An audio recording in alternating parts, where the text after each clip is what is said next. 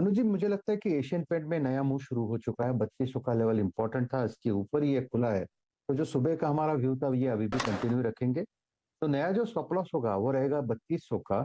और इसका जो टारगेट सेट करे फॉर द डे वो रहेगा 3240 इनिशियली, लेकिन मेरे हिसाब से 3200 के ऊपर अगर थोड़ा पोजिशनली रखे तो बेटर होगा 3280 के टारगेट के लिए। So it's a buy in Asian Paint, keep your stop loss at 3200।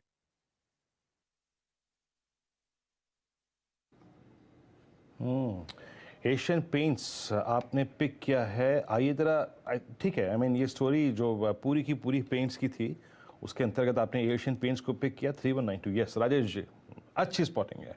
3193 and it's a clear cut breakout about all moving averages. और याद रखिएगा 19 अक्टूबर के बाद ये हाईएस्ट क्लस्टर है एशियन पेंट्स का। तो क्लियरली अगर आप देखें एक रेंज बाइसेक्ट यहाँ पर नज़र आ रहा है। और कुछ स्टॉक्स जो अच्छा कर रहे हैं उसमें एक बार डाबर लेके आइए। डाबर चला, आज ओपनिंग स्ट्रांग हुई लेकिन थोड़ा सिंक हो रहा है, बैकफुट पे आया है, हाई शेडो यानी इंटरडे हाई और अब सीएमपी में थोड़ा डिफरेंशियल बढ़ रहा है। बट स्टिल आपका व्यू क्या है इस स्टॉक पे? ये सचिन जी, ये सारी की सारी 6 दिसंबर 2021 यानी फ्रैंकली स्पीकिंग एक साल की ट्रेजेक्ट्री को जब बाइसेक्ट करके ट्रेड कर रहा है तो क्या बिलीव करना चाहिए? क्या स्क्रीन पर मिल सकता है हमको हायर लेवल्स पे डाबर में?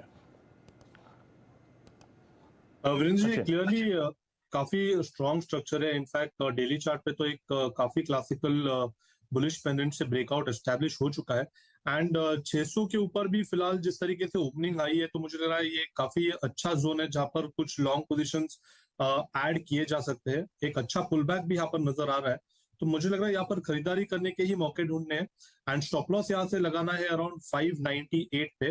पहला टारगेट मुझे लग रहा है पैटर्न के लिहाज से लगभग अराउंड 616 के आसपास प्लेस्ड है, तो मुझे लग रहा है इस पर्टिकुलर ट्रेडिंग मूव के लिए भी अभी भी लॉन्ग पोजीशन बनाई जा सकती है 598 के स्टॉप लॉस के साथ।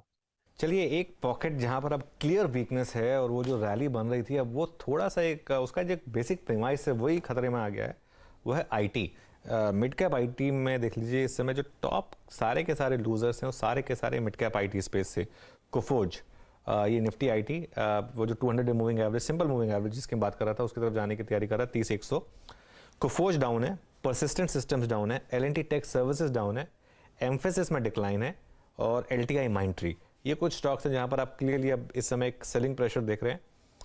ये जो पूरी की पूरी मंदी है, ये जो नैस्डैक ने कल अपना एक 2 दिन में लगातार मूव दिखाया है उसकी वजह से आ रही है, तो ये क्लियरली एक इम्पैक्ट कर रहा है इस समय। और यहाँ पर व्यू बन रहा है क्या एक सचिन, वो एलटीटीएस में जो इतनी ज़बरदस्त तेज़ी हुई थी अब लग रहा है यहाँ पर ब्रेक लग रहा है और एक रिवर्सल ट्रेड बन रही है यहाँ पर। अनुज जी, एलटीटीएस पे तो नहीं, बट मुझे लग रहा है कोफोर्ज में जो एक पैटर्न बना था, लगभग एक डार्क क्लाउड कवर जैसा फॉर्मेशन था सोमवार के सत्र में। एंड पिछले हफ्ते की जितनी एक सब्सटैंशियल रैली आई थी, मुझे लग रहा है उसके रिट्रेसमेंट्स के चांसेस काफी ब्राइट थे।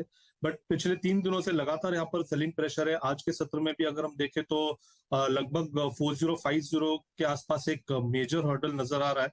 तो लगभग मुझे लग रहा है अपने 20 डे एक्सपोनेंशियल मूविंग एवरेज तक तो मिनिमम यहाँ पर ये स्विंग एक्सटेंड होना चाहिए, जो प्लेस्ड है लगभग 3960 के आसपास।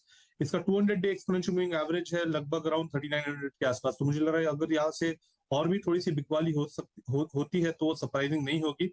अगर किसी की एग्जिस्टिंग शॉर्ट पोजीशन है तो उसे राइड करने की सलाह होगी 4060 के स्टॉप लॉस के साथ 3900 के टारगेट के लिए।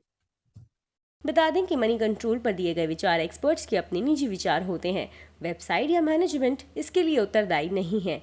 यूजर्स को मनी कंट्रोल की सलाह है कि कोई भी निवेश निर्णय लेने से पहले सर्टिफाइड एक्सपर्ट की सलाह लें।